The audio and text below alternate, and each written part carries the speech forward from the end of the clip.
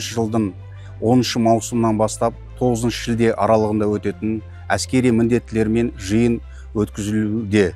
Әскери бөлімде 127 әскери міндеттілер шақырылады, өз деңгейлерін көтеру мақсатында. Солармен сабақ өткізіліп, дайындалады.